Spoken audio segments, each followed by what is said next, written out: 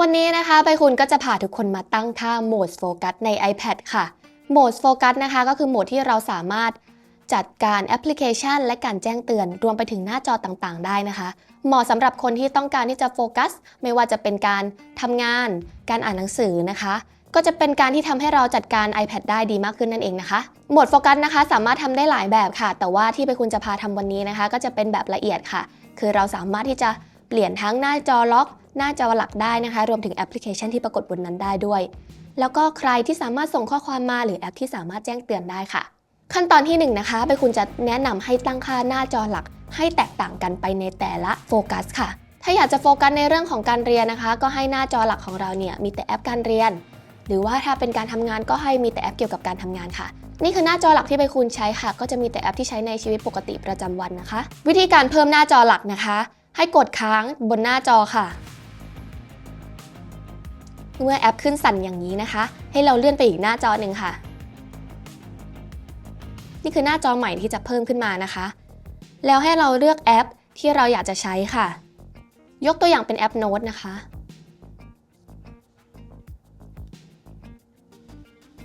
เมื่อเราวางลงไปแล้วเนี่ย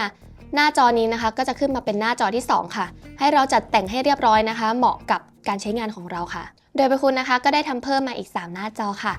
ก็คือหน้าจอการทำงานหน้าจอพักผ่อนค่ะแล้วก็หน้าจอ Creative สำหรับการสร้างสรรค์เวลาอยากจะวาดรูปเล่นหรือว่าตัดต่อวิดีโอนะคะแล้วก็หน้าจอหลักค่ะตอนนี้ทุกคนอาจจะสงสัยนะคะว่าเราจะทำยังไงกับหน้าจอที่สร้างมา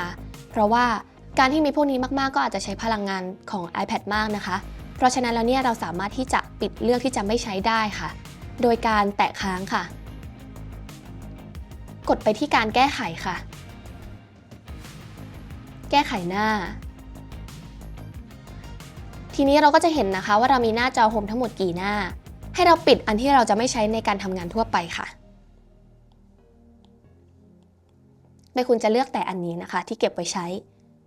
แล้วก็กดเสร็จสิ้นได้เลยค่ะสำหรับวิธีการตั้งค่าหน้าจอล็อกนะคะให้เลื่อนด้านบนลงมาค่ะ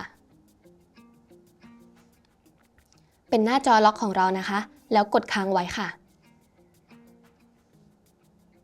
ถ้าเราอยากจะบวกเพิ่มนะคะให้เลื่อนมาแล้วก็กดบวกได้ค่ะตรงนี้นะคะสามารถเลือกการตั้งค่าได้ตามใจชอบเลยค่ะแต่ไปคุณนะคะจะเลือกรูปภาพที่ไปคุณตั้งค่าไว้ค่ะยกตัวอย่างเป็นรูปนี้นะคะเราสามารถปรับแต่งได้ตามต้องการเลยค่ะหรือว่าจะเพิ่มวิดเจ็ตตรงนี้ก็ได้นะคะอย่างเช่นเป็นนาฬิกาแล้วก็เป็นแบตเตอรี่ค่ะพวกนี้จะทำให้เราแบบใช้งานได้ง่ายขึ้นนะคะไปคุณพอใจประมาณนี้นะคะก็สามารถกดเพิ่มได้เลยค่ะแล้วเขาก็จะลิงก์นะคะให้ขึ้นมาว่าเราสามารถที่จะปรับแต่งภาพหน้าจอโฮมได้ด้วยนะคะถ้าอยากให้อ่านง่ายก็ไปปรับหน้าจอโฮมได้ค่ะแล้วก็กดเสร็จสิ้นได้เลยค่ะเท่านี้นะคะก็จะมีหน้าจอล็อกแล้วก็ภาพพื้นหลังที่เราสามารถนำไปตั้งค่าโหมดโฟกัสได้แล้วค่ะขั้นตอนต่อมาก็คือการตั้งค่าโหมดโฟกัสค่ะให้เราเข้าไปที่การตั้งค่าค่ะหลังจากนั้นนะคะเลื่อนหาเมนูของฝั่งซ้ายนะคะให้หาคำว่าโฟกัสก็จะเป็นตัวนี้นะคะให้เรากดเข้าไปเลยค่ะเมื่อเข้ามาหน้านี้นะคะด้านบนเนี่ยก็จะเห็นว่าจะมีเทมเพลตของโหมดโฟกัสอยู่ลำดับต่อมานะคะก็คือการ Share across device นะคะหรือว่าการที่เราเปิดการตั้งค่านี้การตั้งค่าที่เราทำใน iPad ก็จะส่งผลต่อตัว iPhone แล้วก็อุปกรณ์ Apple อื่นๆด้วยค่ะส่วนตัวนี้นะคะก็คือ Focus State ค่ะโดยสำหรับตัวเลือกที่เราจะสามารถแชร์ข้ามอุปกรณ์ได้เนี่ยใบคุณปิดไว้นะคะเพราะว่าใน iPhone ของใบคุณเนี่ยก็มีการตั้งค่าแยกไว้อยู่แล้วค่ะแต่ถ้าเกิดใครไม่มีนะคะก็สามารถที่จะกดเปิดได้ค่ะโดยเรานะคะก็จะปรับแต่งโหมดโฟกัสของเราเองค่ะโดยการกดบวกค่ะหลังจากนั้นนะคะก็จะมีเทมเพลตขึ้นมาให้อีกค่ะแต่เราให้กดคำว่า Custom ได้เลยค่ะใบคุณนะคะจะเริ่มจากการตั้งค่าโหมดทำงานก่อนนะคะเราสามารถเลือกสีแล้วก็ไอคอนตรงนี้ได้ด้วยค่ะหลังจากนั้นนะคะก็ตั้งชื่อตามใจชอบได้เลยค่ะเมื่อเราพอใจแล้วก็กด next ค่ะเขานะคะก็จะขึ้น topic มาแบบนี้นะคะให้เรานะคะกด customize focus ได้เลยค่ะ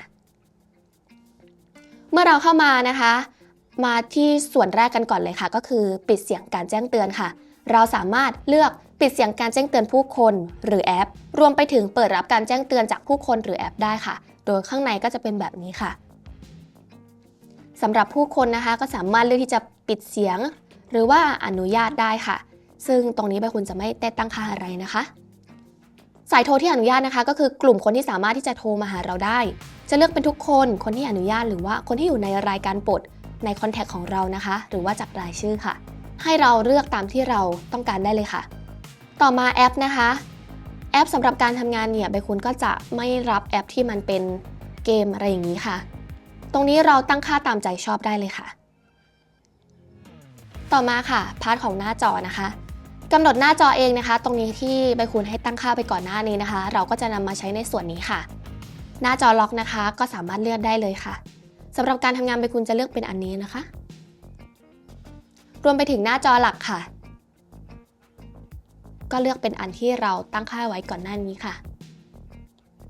สำหรับการเปิดใช้งานอัจฉริยะค่ะทุกคนนะคะสามารถเลือกที่จะเปิดหรือปิดก็ได้นะคะใบคุณเลือกที่จะเปิดค่ะเมื่อเปิดแล้วเนี่ยเรานะคะก็สามารถเพิ่มตั้งค่าต่างๆได้อย่างนี้ค่ะตั้งค่ากำหนดเวลานะคะสำหรับเวลาเนี่ยยกตัวอย่างเช่นเมื่อถึงเวลาบ่ายโมงถึงบ่ายสองนะคะให้เปิดโหมดการอ่านตำแหน่งที่ตั้งนะคะก็คือเมื่อเข้าถึงสถานที่นี้แล้วเนี่ยก็ให้เปิดโหมดค่ะหรือว่าเมื่อกดเข้าแอปนะคะก็สามารถตั้งค่าได้เช่นเดียวกันค่ะ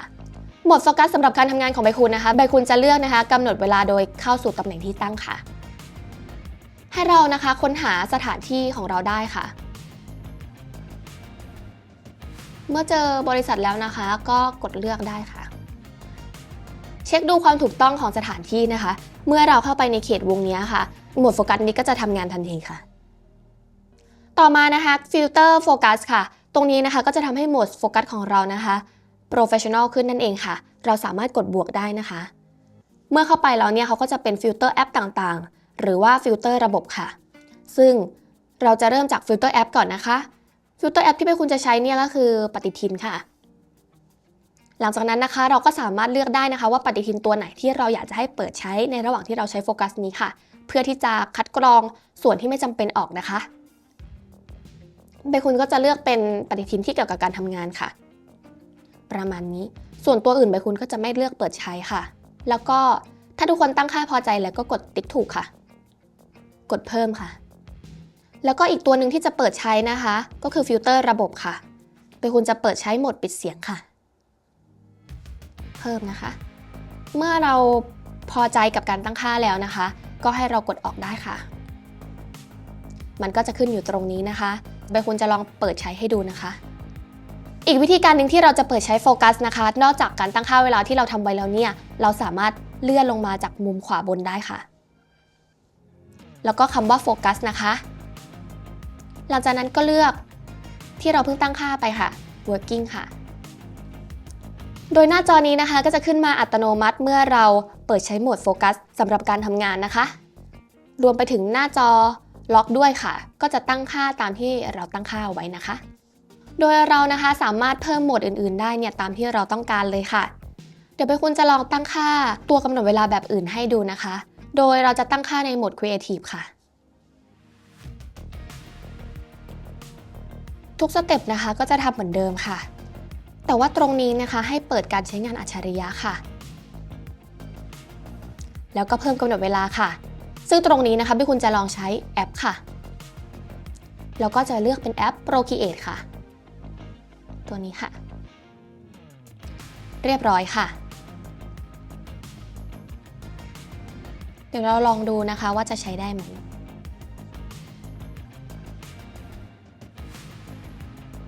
ตอนนี้เข้ามาในแอป Procreate แล้วนะคะก็จะเห็นว่าโหมด Creative จะเปิดอัตโนมัติค่ะแต่เมื่อเราออกจากการใช้งานแอปสักพักนะคะเขาก็จะปิดค่ะโดยทุกคนนะคะสามารถที่จะลองตั้งค่าโหมดโฟกัสเนี่ยได้หลากหลายรูปแบบมากนะคะแล้วแต่ว่าแต่ละคนนะคะจะนำไปประยุกต์ใช้แบบไหนค่ะนี่ก็จะเป็นการตั้งค่าโหมดโฟกัสใน iPad นะคะอย่างที่บอกไปตอนต้นค่ะการตั้งค่านี้นะคะสามารถลิงก์เข้ากับอุปกรณ์ Apple อุปกรณ์อื่นได้ด้วยนั่นเองค่ะ ทุกคนนะคะก็ลองนำไปประยุกต์ในรูปแบบที่ทุกคนชอบกันนะคะสำหรับอุปกรณ์ต่างๆนะคะใบคุณก็จะทิ้งพิกัดไว้ให้หมดเลยค่ะไม่ว่าจะเป็นตัว Apple Pencil นะคะแล้วก็ปลอกยางน่ารักตัวนี้นะคะรวมไปถึงสายชาร์จอื่นๆด้วยค่ะก็ถ้าใครชอบนะคะก็ฝากกดไลค์กดแชร์เป็นกำลังใจให้ทีมงานด้วยค่ะขอบคุณค่ะ